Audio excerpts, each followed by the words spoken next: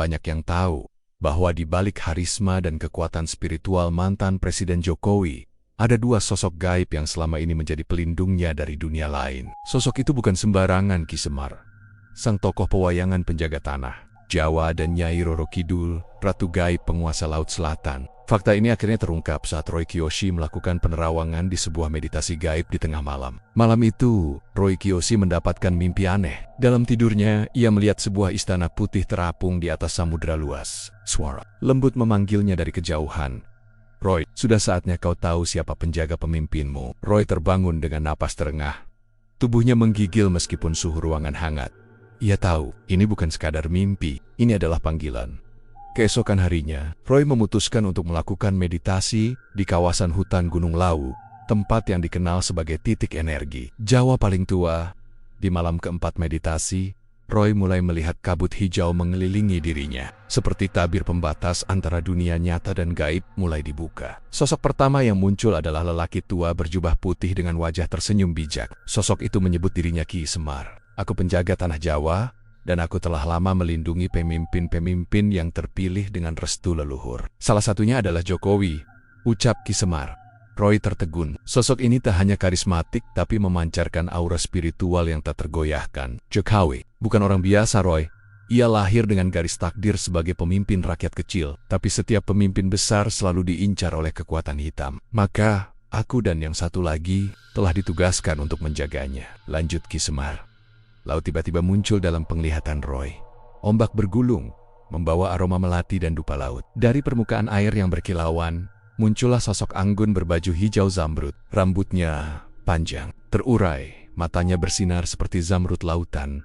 Ia adalah Nyai Roro Kidul. "Aku hadir karena presidenmu telah menginjak bumi selatan dalam semedi diam-diam di masa awal kepemimpinannya. Ia telah berikrar kepada leluhur bahwa ia akan melayani rakyat, bukan kuasa. Maka aku melindunginya dari jin-jin istana yang ingin menjatuhkannya." Yukap sang Nyai Roy nyaris tak bisa bicara. Aura dari kedua makhluk gaib ini begitu kuat. Mereka bukan hanya penjaga fisik, tetapi penjaga nasib bangsa.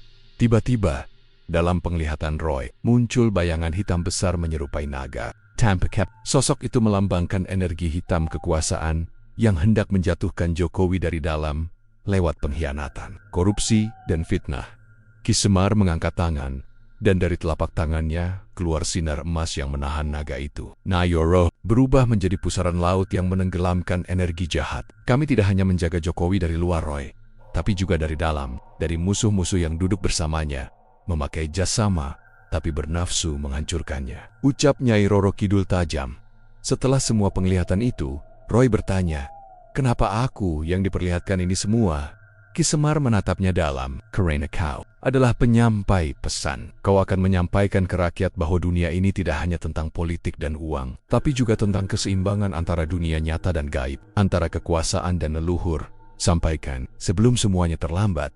Lalu mereka menghilang. Roy terbangun dari meditasinya dengan tubuh penuh peluh. Tapi kali ini tak ada rasa takut, hanya satu: amanah. Setelah peristiwa itu, Roy memperhatikan beberapa hal misterius, seperti cincin akik Jokowi yang bercahaya saat matahari terbenam, atau ritual diam-diam yang dilakukan di pantai Parangtritis sebelum kunjungan kenegaraan. Pak Jokowi adalah pemimpin yang mengerti bahwa kekuatan tak hanya dari tentara dan hukum, tapi juga dari restu alam dan leluhur, ujar Roy saat diwawancarai secara privat oleh salah satu media spiritual. Namun Roy juga memperingatkan, jika kelak sosok suksesor Jokowi tidak menjaga hubungan dengan leluhur dan tanah ini, maka pelindung seperti Ki Semar dan Nyai Roro Kidul akan pergi, dan Indonesia akan kembali berada di ambang gelap. Kini, Roy Kiyoshi hidup lebih banyak dalam keheningan. Namun, sekali waktu, ia masih memberi pesan-pesan tersirat lewat sosial medianya. Kadang berupa puisi, kadang hanya gambar wayang dan Laut Selatan. Dan bagi mereka yang peka, mereka tahu perang antara terang dan gelap belum selesai. Penjaga tanah Jawa masih berjaga. Untuk yang benar, apakah benar Ki Semar dan Nyai Roro Kidul menjadi pelindung gaib Presiden Jokowi? Ataukah ini hanyalah simbol dari kekuatan spiritual Jawa yang tak terlihat namun nyata? Hanya waktu yang bisa menjawab. Tapi satu hal pasti, sejarah bangsa ini tak hanya ditulis dengan tinta, tapi juga dengan darah dan doa dari dunia tak kasat mata. Tugas rahasia Ki Semar dan Nyai Roro Kidul menjaga Jokowi dari krisis spiritual Nusantara Setelah penerawangan sebelumnya, Roy Kiyoshi kembali mendapatkan panggilan gaib saat berada di rumahnya di kawasan Jakarta Selatan. Malam itu, tepat pukul 2 dini hari, angin kencang tiba-tiba masuk ke dalam kamarnya meski semua jendela tertutup rapat. Lalu suara berat nan lembut terdengar, "Roy, tugas kami belum selesai dan musuh yang kami hadapi semakin canggih. Bukan lagi manusia, tapi bayangan kekuasaan yang kehilangan jiwa." Seketika itu, Roy kembali dalam kondisi trans. Dalam penglihatan batinnya, ia melihat keraton gaib di atas langit Jawa, istana para penjaga tanah ini, tempat berkumpulnya para leluhur spiritual. Di dalam keraton itu, Ki Semar dan Nyai Roro Kidul berdiri menghadap singgasana cahaya emas. Di belakangnya, tampak ratusan sosok gaib berjubah, para penunggu gunung, lautan, hutan, dan candi-candi tua yang telah lama terlupakan. Ki Semar memperlihatkan kepada Roy sebuah bayangan kabut hitam yang perlahan masuk dari timur laut Nusantara. Kabut itu bukan kabut biasa. Ia membawa virus gaib yang menyerang keharmonisan bangsa, saling mencurigai, fitnah politik, polarisasi sosial, bahkan perusakan budaya adiluhung Jawa dan leluhur Nusantara. Roy, kabut ini adalah hasil dari pemanggilan kekuatan asing yang tidak selaras dengan tanah ini. Ada yang mengundang kekuatan luar untuk ikut campur dalam takhta negeri ini, ujar Nyai Roro Kidul. Roy melihat dalam penglihatan itu, beberapa politisi elit yang dalam gelap melakukan ritual pemanggilan kekuatan kuno dari luar negeri demi mendapatkan kekuasaan. Mereka tidak tahu bahwa tanah Nusantara menolak Roro asing tersebut, dan yang menjadi perisai utama negeri ini bukan pasukan elit atau teknologi, tapi Ki Semar dan Nyai Roro Kidul. Ki Semar menjelaskan tugas utama mereka kepada Roy. 1. Menjaga ruh pemimpin. Mereka menjaga agar Presiden Jokowi tidak tersusupi energi hitam yang membuatnya bimbang, sombong, atau tersesat. Ini dilakukan melalui mimpi, intuisi, dan lewat orang-orang kecil yang memberikan isyarat kehidupan nyata, seperti tukang becak yang mengucap doa, atau petani yang mengirim hasil panen ke istana. 2. Menyeimbangkan politik dan keadilan gaib. Setiap keputusan besar yang diambil Jokowi, seperti perpindahan ibu kota atau proyek strategis, harus melalui restu gaib. Jika tidak, tanah itu akan memberontak, muncul bencana alam, atau konflik sosial. 3. Melindungi dari kutukan takhta. Tak banyak yang tahu bahwa kursi kekuasaan di Indonesia menyimpan kutukan takhta yang berasal dari perjanjian leluhur antara penguasa pertama Jawa dengan makhluk gaib. Siapapun yang duduk di atasnya tanpa ikhlas untuk rakyat akan dihancurkan dari dalam. 4. Menjaga simbol spiritual negara, termasuk pusaka, lambang negara hingga tempot-tempot sakral seperti Istana Merdeka, Monas, Candi Borobudur, dan Laut Selatan. Semua memiliki garis energi gaib yang terhubung. Jika salah satu terganggu, negara akan goyah secara tak kasat mata. Dalam sebuah kunjungan ke pantai selatan Yogyakarta, Jokowi dikabarkan pernah menyendiri selama 40 menit. Ia duduk menghadap laut, tanpa pengawal, hanya ditemani suara ombak. Kabar spiritual yang beredar, saat itu Jokowi bertemu langsung dengan Nyai Roro Kidul dalam bentuk kabut laut. "Aku tahu kau tertekan, Joko. Tapi ingat, kau tidak sendiri. Lanjutkan pengabdianmu. Takhta hanyalah jalan, tapi rakyatmu adalah jantungku," bisik sang Nyai. Jokowi tak pernah menceritakan hal ini ke publik. Namun setelah pertemuan itu, gestur dan gaya bicaranya berubah, lebih tenang, lebih dalam, dan sering berbicara soal meninggalkan warisan peradaban, bukan sekadar proyek. Di akhir masa pemerintahannya, Jokowi harus menghadapi satu ancaman gaib paling berat.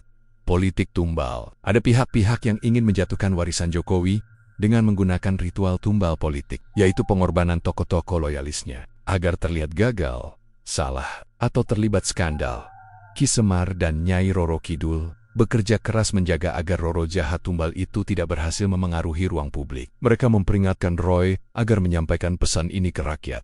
"Lihatlah dengan mata hati. Jangan biarkan bayangan hitam menjatuhkan pemimpinmu dari luar maupun dalam.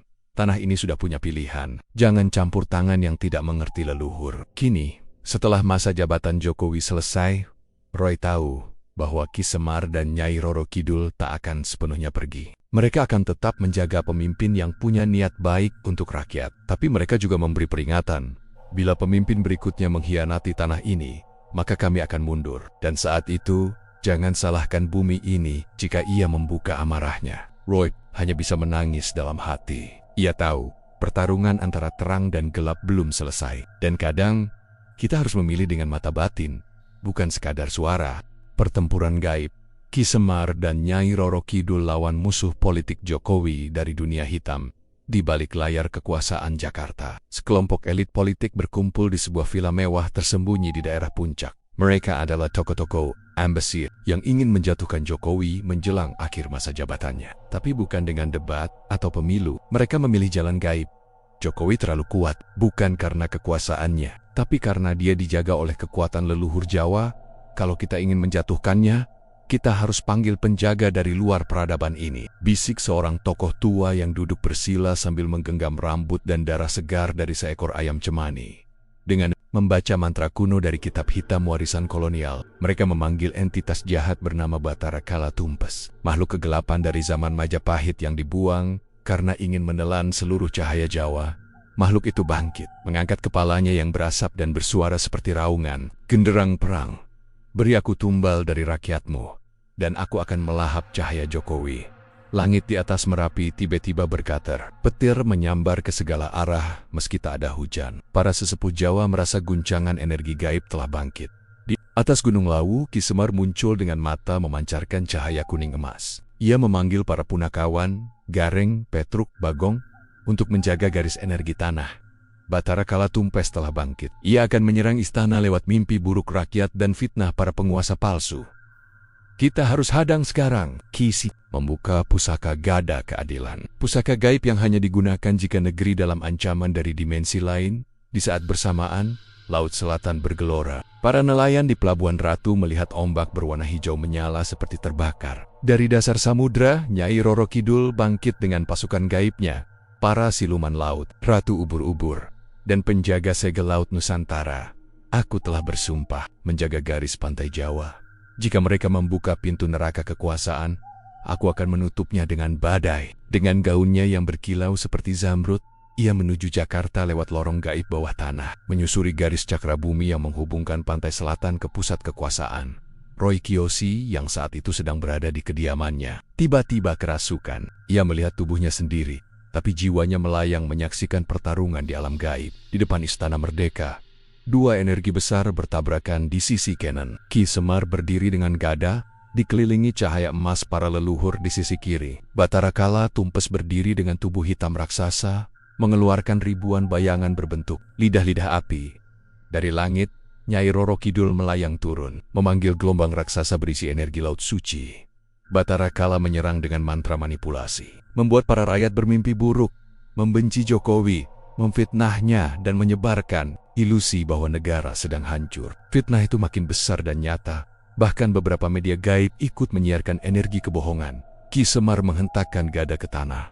Wahai tanah Jawa, bangunlah, buka cakramu dan bersihkan fitnah ini. Dari tanah muncul ribuan roh prajurit Majapahit, Mataram, hingga leluhur desa-desa. Mereka menyerang lidah api kebohongan dengan cahaya kebenaran.